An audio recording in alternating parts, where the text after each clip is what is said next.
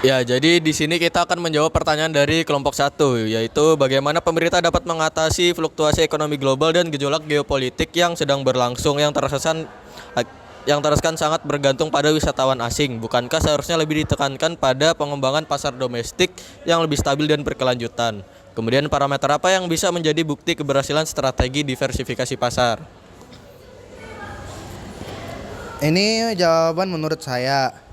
Jadi strategi yang dapat dilakukan antara lain itu yang pertama penguatan pariwisata domestik melalui insentif dan promosi lokal, peningkatan aksesibilitas dan kolaborasi dengan UMKM. Yang kedua, diversifikasi produk pariwisata, mengembangkan wisata minat khusus, wisata digital dan virtual dan meningkatkan daya tarik wisata.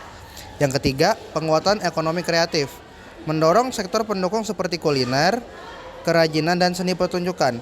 Yang keempat itu adalah pengembangan pariwisata berbasis komunitas, membangun desa wisata yang melibatkan masyarakat lokal secara langsung.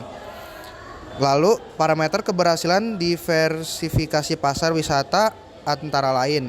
Yang pertama itu komposisi wisatawan, yang kedua kontribusi ekonomi lokal, yang ketiga tingkat hunian akomodasi, yang keempat peningkatan nama tinggal, 5 penyebaran destinasi, 6 keterlibatan UMKM, dan yang ketujuh dan terakhir adalah indeks kepuasan wisatawan.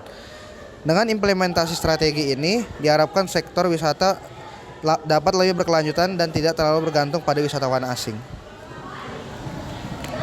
Ya, jadi menurut saya jawabannya adalah selain untuk memperkuat sektor industri wisata dalam negeri, kita juga dapat memperluas sektor pariwisata dengan memperbanyak jenis wisata sehingga dapat meningkatkan pangsa pasar di bidang wisata secara internasional. Dengan memperluas pangsa pasar, jadi kita bisa menjaga jumlah wisatawan asing yang datang ke Indonesia meskipun ada pengaruh dari keadaan geopolitik di dunia dan ekonomi global yang sedang tidak stabil. Jadi bukti dari keberhasilan diversifikasi pasar adalah yang pertama itu ada pengembangan destinasi wisata.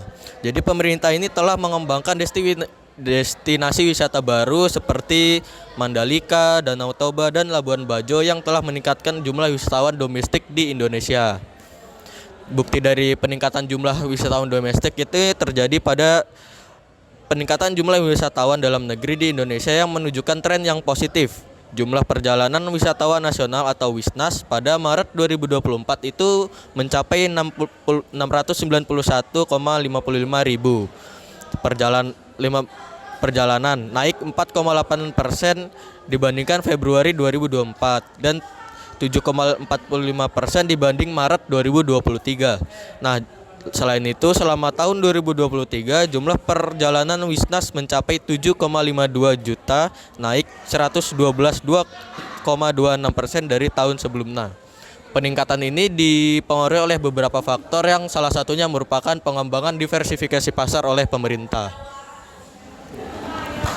Untuk menjawab pertanyaan Dede, menurut saya, pemerintah dapat mengatasi fluktuasi ekonomi global dengan beberapa strategi, yaitu yang pertama, diversifikasi ekonomi, yaitu mengembangkan sektor ekonomi lainnya untuk mengurangi ketergantungan pada wisatawan asing. Yang kedua, pengembangan pasar domestik, yaitu meningkatkan kemampuan ekonomi domestik dan mengembangkan produk wisata domestik untuk menarik wisatawan domestik. Yang ketiga, kebijakan fiskal dan moneter, yaitu menggunakan kebijakan fiskal dan moneter untuk mengatur inflasi, suku bunga, dan nilai tukar mata uang. Yang keempat, kerjasama internasional, yaitu meningkatkan kerjasama dengan negara-negara lain untuk meningkatkan perdagangan, investasi, dan pariwisata.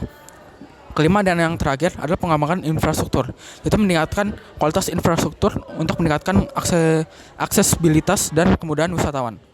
Sementara untuk parameter keberhasilan strategi diversifikasi pasar wisata antara lain, yang pertama peningkatan pendapatan dari wisatawan domestik, yang kedua peningkatan jumlah wisatawan domestik, yang ketiga peningkatan kualitas wisata, yang keempat peningkatan kerjasama dengan industri wisata, dan yang terakhir peningkatan pendapatan dari sektor lain.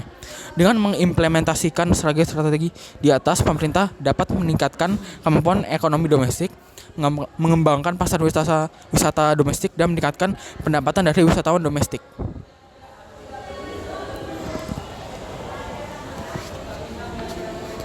Menurut saya, pemerintah sebaiknya tidak terlalu bergantung pada wisatawan asing karena pariwisata rentan terhadap fluktuasi global. Pandemi COVID-19 membuktikan dampak besar dampak besar dari ketergantungan ini. Diversifikasi pasar dengan memperkuat wisata domestik lebih stabil dan berkelanjutan. Strategi ini bisa dilakukan melalui insentif wisata lokal, pengembangan infrastruktur, dan promosi berbasis komunitas. Dukungan terhadap industri kreatif, ekonomi digital, dan UMKM juga penting agar pariwisata memberi dampak lebih luas bagi perekonomian nasional.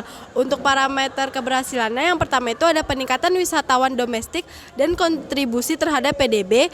Yang kedua ada investasi lokal dan okupansi hotel naik, dan yang terakhir adalah ketahanan ekonomi wisata terhadap krisis. Menurut saya, pemerintah dapat mengatasi fluktuasi ekonomi global dan gejolak geopolitik dengan beberapa strategi berikut. Strategi mengatasi fluktuasi ekonomi global dan gejolak geopolitik yang pertama ada diversifikasi pasar wisata, yang kedua pengembangan sektor lain, yang ketiga peningkatan investasi, yang keempat pengembangan ekonomi lokal.